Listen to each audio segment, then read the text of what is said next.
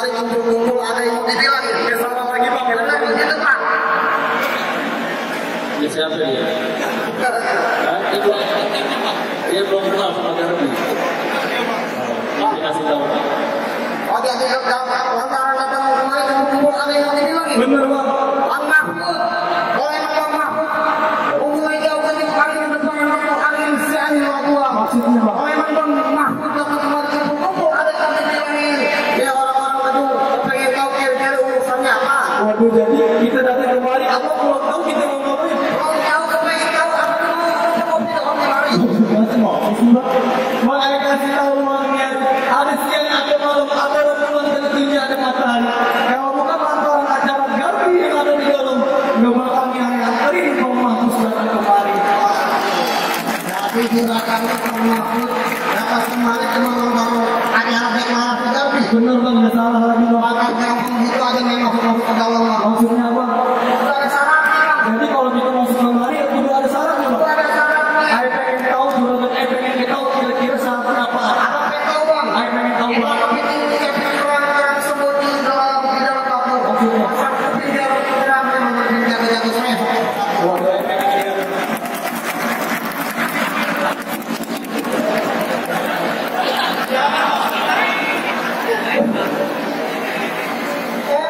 Apaan? Maksudnya? Waduh, pengen lihat Bang. Pengen lihat Bang.